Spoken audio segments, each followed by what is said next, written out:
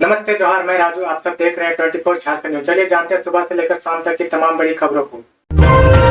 बढ़ती ठंड को लेकर झारखंड के सभी स्कूलों में 1 से 5 तक की कक्षाएं 15 जनवरी तक रहेंगी बंद।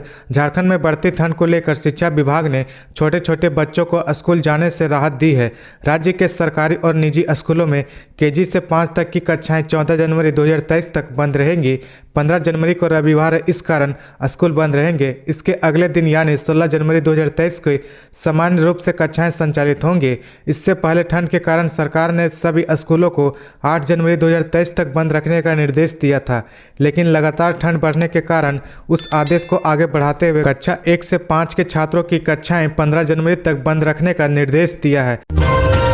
नियोजन नीति को लेकर जेएमएम ने किया दावा, रोजगार सरकार की प्राथमिकता में प्रमुख है। बजट सत्र से पहले लिया जाएगा ठोस कदम, रोजगार सरकार की प्राथमिकता में सबसे ऊपर है। ऐसे में नियोजन नीति को लेकर जो कुछ चल रहा है उसका हल जल्द ही निकाला जाएगा। बजट सत्र से पहले नियोजन नीति पर कोई ठोस निर्णय ले लिया जाएगा। युवाओं को इसके लिए कुछ चिंतित होने की जरूरत नहीं है। जेएमएम के महासचिव सुप्रीमो भट्टाचार्य ने कहा कि गृह मंत्री अमित शाह ने चाईबासा में कहा कि प्रधानमंत्री नरेंद्र मोदी ने एक आदिवासी महिला को राष्ट्रपति के पद पर बैठा दिया। अमित शाह कहना क्या चाह रहे थे कि एक आदिवासी महिला राष्ट्रपति बनी तो क्या वह अनुकंपा पर बनी है? गृह मंत्री ने चाईबासा में जो कहा वह निंदनीय है। राष्ट्रपति अनुकंपा पर नहीं बनी है। गृह मंत्री का बयान ऐसा है मानो पीएम नरेंद्र मोदी और भाजपा ने उन्हें अनुकंपा पर राष्ट्रपति पद पर बिठाया हो। रांची कांके का न्यूनतम तापमान पहुंचा 1 डिग्री सेल्सियस तक। सर्दी बढ़ते ही कांके आसपास क्षेत्र की तापमान में लगातार गिरावट दर्ज की जा रही है। रविवार को कांके क्षेत्र के न्यूनतम तापमान 1 डिग्री सेल्सियस तक पहुंच गया।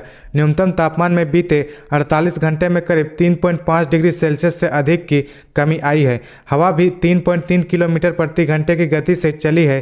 तापमान में गिरावट होने से कनकनी बढ़ गई है।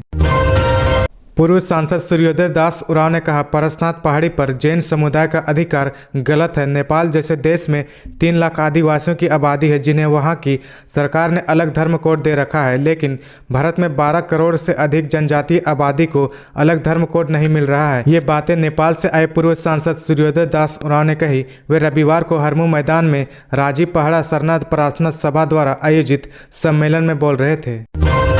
धनबाद आईएसएम में अमेरिका से आया छात्र कोरोना पॉजिटिव, दहशत का माहौल। आईआईटी आईएसएम में विदेश से आया एक छात्र कोविड पॉजिटिव पाया गया है। उसके सैंपल को जीनोम सीक्वेंस के लिए भेजा जाएगा। हालांकि उसकी स्थिति ठीक है। उसके साथ आए छात्र की कोविड रिपोर्ट नेगेटिव आया है।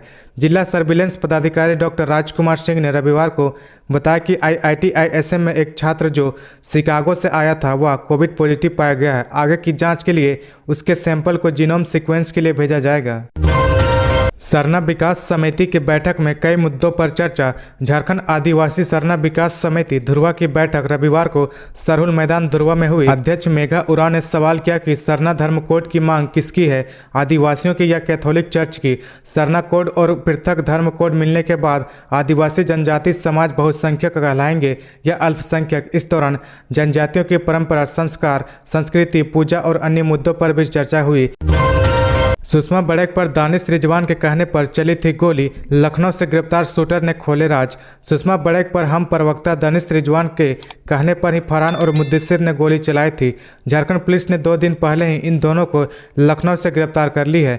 गिरफ्तार दोनों अपराधियों ने रांची पुलिस के साथ पूछताछ में कई महत्वपूर्ण सुराग दिए हैं। सूत्रों का कहना है कि दोनों ने पूछताछ में स्वीकार किया कि बिहार की राजनीतिक पार्टी हम के प्रवक्ता दानिश रिजवान के कहने पर ही हम लोगों ने सुषमा बड़ेक पर गोली चलाया था। पुलिस ने दोनों के बयान पर अपनी जांच को आगे बढ़ाते हुए कई और महत्वपूर्ण सुराग हासिल किए हैं।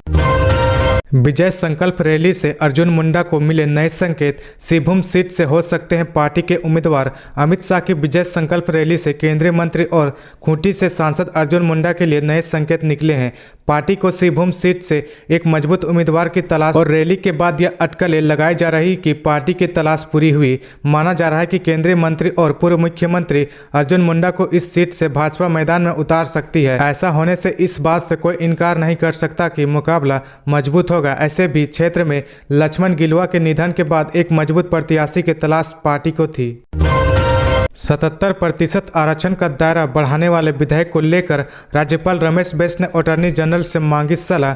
झारखंड के राज्यपाल रमेश बैस ने हेमंत सरकार द्वारा आरक्षण का दायरा बढ़ाने वाले विधेयक को लेकर अटॉर्नी जनरल से सलाह मांगी है। छत्तीसगढ़ के मुख्यमंत्री भूपेश बघेल ने इसकी जानकारी सोशल मीडिया में दी। उन्होंने लिखा कि झारखंड विधानसभा द्वारा आरक्षण का कुल प्रतिशत 50 से 77% किए जाने का अनुमोदन किया गया है, जिसे वहां के राज्यपाल द्वारा अटॉर्नी जनरल को उनके अभिमत के लिए भेजा गया है। बीते 11 नवंबर को झारखंड विधानसभा से झारखंड में सरकारी पदों और सेवाओं की रिक्तियों में आरक्षण विधेयक 2022 पारित हुआ था। इसमें ST, SC, EBC, OBC और आर्थिक रूप से कमजोर वर्ग EWS के लिए सरकारी नौकरियों में आरक्षण का कोटा वर्तमान में 60% से बढ़ाकर 77% किया गया है। विधेयक को हेमंत सरकार संविधान की 9वीं अनुसूची में शामिल करना चाहती है। इसे लेकर विधेयक को राज्यपाल रमेश बैस को भेजा गया। राज्यपाल ने इस बाबत अटॉर्नी जनरल से सलाह मांगी है।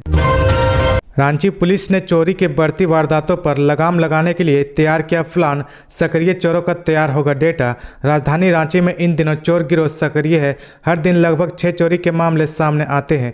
आंकड़े बताते हैं कि राजधानी में साल 2022 में 2200 चोरी की घटनाएं हुई थी। ऐसे में आप समझ सकते हैं कि चोर राजधानी की पुलिस के लिए कितनी बड़ी सिरदर्द बने हुए हैं। चोरों से निपटने के लिए रांची पुलिस अब उनका डेटा तैयार करेगी ताकि चोरी के मामले जल्द सुलझाए जा सके। प्रेम प्रसंग में युवक की हत्या 3 महीने बाद गुमशुदगी रिपोर्ट दर्ज कराने पर हुआ खुलासा। गुमला जिला में प्रेम प्रसंग में युवक की हत्या का मामला सामने आया है, जहां एक युवक का 2 बहनों के साथ प्रेम प्रसंग चल रहा था। प्रेमिका से मिलने गए युवक की हत्या 4 लोगों ने मिलकर की। हत्या को अंजाम देने में युवक की दोनों प्रेमिका का भी हाथ था। मामले का खुलासा तब हुआ जब युवक की पत्नी ने करीब 3 महीने बाद अपने पति की गुमशुदगी की रिपोर्ट दर्ज कराई। मामले में पुलिस ने दोनों आरोपियों को गिरफ्तार कर लिया है। डॉक्टर लक्ष्मीकांत भाजपाई ने कहा, झारखंड में भाजपा की जीत होती रही है, आगे भी होगी। आम चुनाव में भाजपा के दांव को पीटने नहीं दूंगा। मिशन 2024 के तहत झारखंड में लोकसभा चुनाव की रणनीति बनाने में जुटे राज्य भाजपा के प्रभारी डॉक्टर लक्ष्मीकांत भाजपाई उत्साहित है। उन्होंने कहा कि अमित शाह के नेतृत्व में 2014 के लोकसभा चुनाव के समय यूपी में काम कर चुका हूं। नरेंद्र मोदी को प्रधानमंत्री बनवाने के लिए उनके दांव को पीटने नहीं दिया था। झारखंड में भाजपा की जीत होती रही है और आगे भी होगी। आगामी 2024 लोकसभा चुनाव दौरान झारखंड में भाजपा के दांव को पीटने नहीं दूंगा। नए साल में वकीलों पर मेहरबान हुई झारखंड सरकार। सीएम ने दी पेंशन बीमा समेत कई सौगातें। झारखंड के अधिवक्ताओं के लिए एक अच्छी खबर है। राज्य के हेमंत सोरेन ने अधिवक्ताओं के कल्याण के लिए कई तरह की सहमति प्रदान की है। मुख्यमंत्री हेमंत सोरेन ने आवास पर आयोजित मुख्यमंत्री अधिवक्ता संवाद कार्यक्रम में राज्य भर के अधिवक्ता शामिल हुए। इस दौरान हेमंत सोरेन ने अधिवक्ताओं के पेंशन से लेकर 5 लाख रुपया का बीमा तक देने की बात कही है। तो ये थी आज की झारखंड की टॉप बड़ी खबरें। इसी तरह झारखंड की हर छोटी सी बड़ी खबर देखने के लिए आप हमारे चैनल 24 झारखंड न्यूज को सब्सक्राइब करके बेल आइकन प्रेस कर ले, जिससे आपको झारखंड की हर छोटी सी बड़ी खबर की अपडेट आप तक पहुंचता रहे। तो आज के लिए बस इतना ही। हमें दीजिए इजाजत, फिर मिलते हैं नेक्स्ट न्यूज में।